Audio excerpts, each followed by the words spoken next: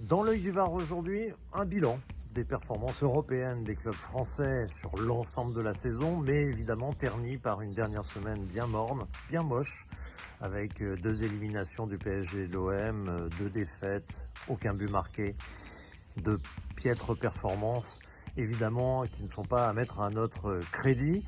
Néanmoins, il y a des choses positives dans le bilan, et puis il y a un vrai sujet de discussion sur les tripatouillages du calendrier. Vous connaissez ma position, moi, depuis longtemps. J'ai pas attendu les résultats pour dire ce que j'en pensais.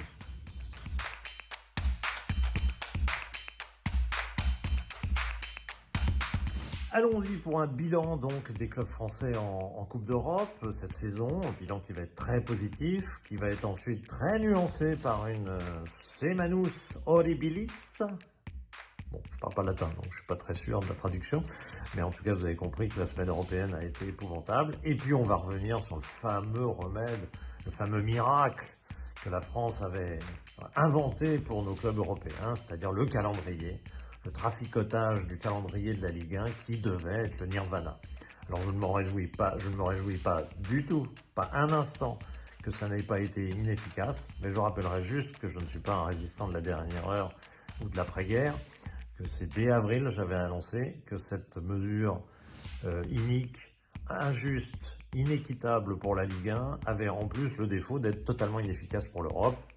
J'en remettrai une couche à la fin parce que je pense que ça démontre quelque part le désarroi intellectuel de notre football français et que par nature, de temps à autre, il se retrouve aussi dans le comportement de nos clubs. Mais d'abord, les bonnes nouvelles. Allez, les bonnes nouvelles, c'est que la France a fait une bonne année européenne. Tous les clubs ont passé l'hiver, 3 en quart de finale, 2 en demi-finale, 16 points au compteur. On va finir, il y a 2 ans qu'on avait fait mieux, une très belle année européenne. On a creusé l'écart largement avec Pays-Bas et Portugal, ce qui va nous donner de l'aisance et assurer notre 5e place européenne, sans doute pour plusieurs saisons. Et du coup, un quatrième club en Ligue des Champions, donc c'est quand même une aubaine, surtout pour les finances de nos clubs. 7 clubs européens, c'est une aubaine également, un club de plus, c'est une aubaine également. Et donc globalement, c'est une année européenne que nous allons finir à la 4e place, peut-être 5e si le Real gagne la Ligue des Champions, mais disons qu'on est à notre place, mais avec un total de points qui est quand même très satisfaisant cette saison. Ne boudons pas notre plaisir, parce que parallèlement, évidemment, il faut atténuer ce commentaire. Alors, première petite remarque pour l'atténuer déjà, c'est que on a toujours énormément de mépris pour Italie et Allemagne, qu'on considère comme des championnats qui n'ont rien de plus que nous et ils ne devraient pas avoir plus de clubs en Coupe d'Europe. Alors, en Ligue des Champions, alors déjà on est servi. Maintenant, l'UEFA a pris une décision politique qui nous sert pour une fois, et donc nous allons avoir autant de clubs en Ligue des Champions qu'eux. Enfin, non finalement, exceptionnellement non cette saison, puisque Italie et Allemagne finissent aux 2 premières places du classement UEFA de la saison 2023-2024, ce qui veut dire qu'ils vont avoir un 5e club en Ligue des Champions. Et l'Italie, parallèlement, prend la 2e place du classement UEFA. Vous savez, la fameuse Serie A qu'on critique tout le temps. 2e place du classement UEFA, derrière l'Angleterre.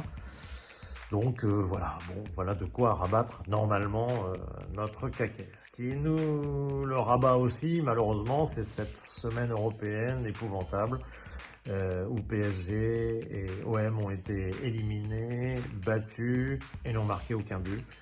Une sale semaine avec 2 matchs piteux réalisés par nos clubs. Du côté du PSG, toujours pas cet ADN foot qui est si vaillant au Real Madrid, capable de renverser des montagnes. Et le PSG, lui, ne renverse même pas Dortmund.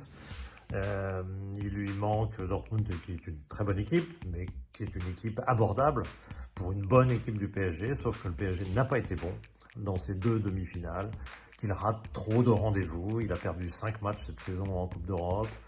Il a raté des mi-temps entières contre Barcelone, la Real Sociedad. Il a été explosé à Newcastle. Il s'en est sorti au premier tour sur un penalty de dernière seconde au match retour contre Newcastle. Donc c'est une équipe qui globalement, pour moi, n'avait pas le niveau pour gagner une Ligue des Champions, Mais on a espéré parce que sur un malentendu, ben, il y en a des vainqueurs de Ligue des Champions qui n'étaient pas la meilleure équipe européenne. Il y en a eu pas mal, même Chelsea par exemple, il y a peu de temps. Et pour autant, ben, il faut saisir sa chance et le PSG n'a pas su le faire. Donc c'est une mauvaise surprise, c'est une déception, mais il y a une certaine logique parce que pour moi, le PSG n'était pas prêt, n'était pas une équipe apte à gagner cette Ligue des Champions. Et en plus, elle s'est tirée aussi une balle dans le pied en traînant un dossier Mbappé de manière assez catastrophique, qui montre que décidément l'ADN foot n'a toujours pas complètement touché ce club et qu'il y a encore des scories un peu partout et que malheureusement ça se répercute sur le résultat final. Quant à l'OM, alors là, énorme déception, oui et non, pareil, parce que mauvaise surprise de voir l'OM rater à ce point le match retour par rapport au match aller, mais finalement un OM qui a été à Bergame, finalement l'OM qu'on a vu tout au long de la saison en championnat, une équipe manquant singulièrement de talent déjà à la base, et puis bah, quand l'état d'esprit n'est pas là, quand le vélodrome n'est pas là derrière, et bah, finalement elle tombe à des niveaux assez surprenants. Elle a été le 3-0 et absolument l'écart qu'il y avait entre une très bonne équipe de l'Atalanta, dont on devrait s'inspirer. L'Atalanta n'a pas du tout le budget de l'OM, entre parenthèses, et pas du tout la masse salariale de l'OM, par exemple.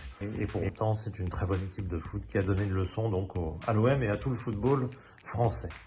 Ce football français dont je veux dire quand même un mot pour finir, sur l'épisode du calendrier. Donc, encore une fois, j'ai été sans doute le premier. J'étais un peu seul parce que il y a un truc dans le football français, on est tellement politique dans ce pays, il y a un côté politique, au sens pas vraiment politicard, mais il fallait être unanime. Il fallait appuyer cette décision de la Ligue de reporter les matchs des clubs européens, c'était le bon sens, il fallait aider les clubs français à réaliser des grandes performances. Alors cet unanimisme, je veux bien s'il est justifié par un véritable argumentaire. Or aujourd'hui, expliquez-moi en quoi ces reports ont pu servir. Dès avril, je vous l'ai dit, le PSG, en quoi ça le gênait de jouer à Lorient et à Nice avec Soler et Navas, en quoi ça le gênait pour jouer les matchs contre Barcelone et Dortmund? En rien. Et même peut-être ça permet de laisser dans le coup quelques remplaçants qui ne jouent pas beaucoup. En quoi Marseille a été aidé dans ses performances européennes par le report des matchs de championnat? Alors, là, il y a peut-être une nuance, c'est que Marseille avait énormément de blessés et autres. Sauf qu'ils avaient quand même 4 jours après le match de championnat, donc pour préparer le match européen à chaque fois. Ce qui veut dire qu'en gros, ce qu'on a fait, c'est aider Marseille en championnat, pas en Coupe d'Europe, parce qu'ils auraient vraisemblablement sacrifié un peu le match de championnat pour pouvoir être meilleur en Coupe d'Europe, qui fait partie de l'ADN du club marseillais. Et en termes d'état d'esprit, l'OM l'a montré tout au long de la saison. Il a montré cet esprit européen, il l'a montré bien souvent. Donc c'est sans doute finalement en championnat qu'on a aidé l'OM et non en Coupe d'Europe.